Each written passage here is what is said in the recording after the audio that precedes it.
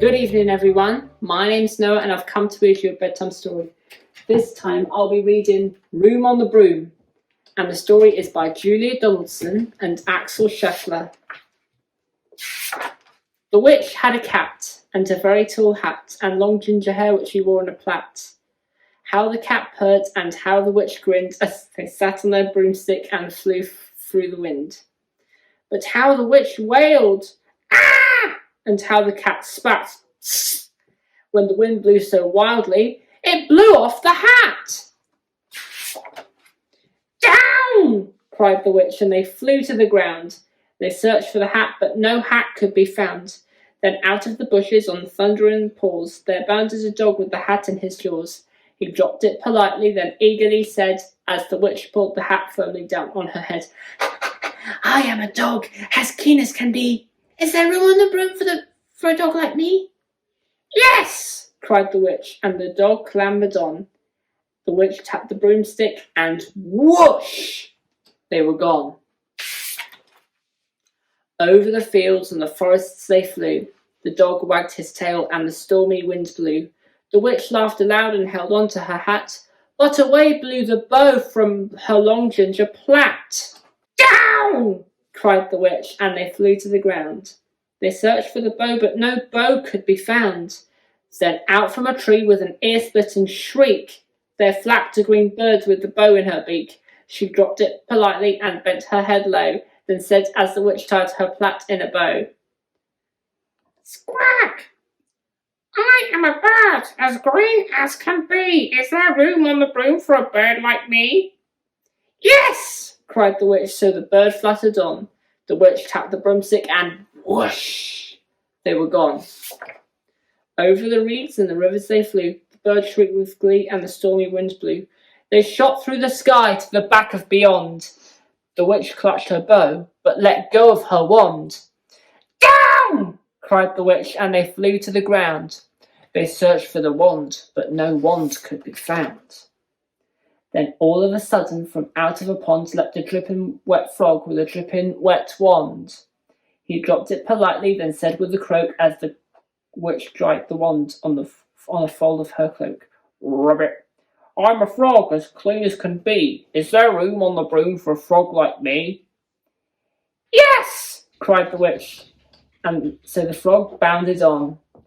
The witch tapped the broomstick, and whoosh! They were gone. Over the moors and the mountains they flew. The frog jumped for joy, and the broom snapped in two. Down fell the cat and the dog and the frog. Down they went tumbling into a bog. The witch's half broomstick flew into a cloud, and the witch heard a roar that was scary and loud.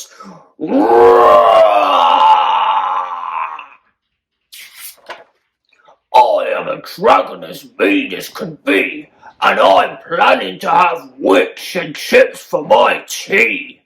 "No!" cried the witch, flying higher and higher. The dragon flew after her, breathing out fire. "Help!" cried the witch, flying down to the ground.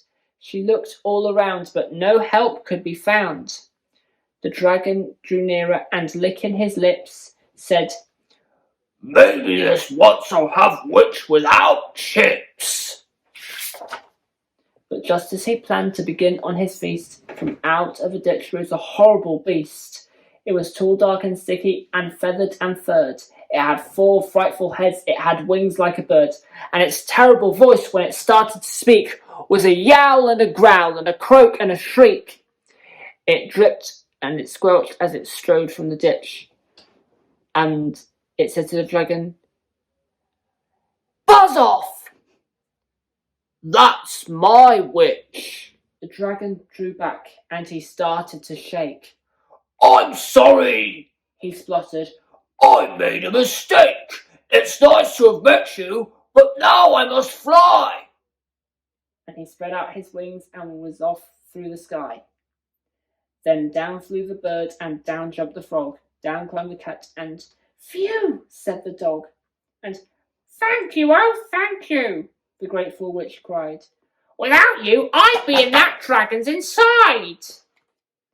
Then she filled up her cauldron and said with a grin, Find something, everyone! Throw something in! So the frog found a lily, the cat found a cone, the birds found a twig, and the dog found a bone. They threw them all in, and the witch stirred them well, and while she was stirring, she muttered a spell. Iggity, ziggity, zaggity, zoom! Then out rose a truly magnificent broom, with seats for the witch and the cat and the dog, a nest for the bird and a shower for the frog. Yes! Cried the witch, and they all clambered on. The witch tapped the broomstick, and whoosh! They were gone. The end. I hope you enjoyed that story. Take care, good night, and sleep well.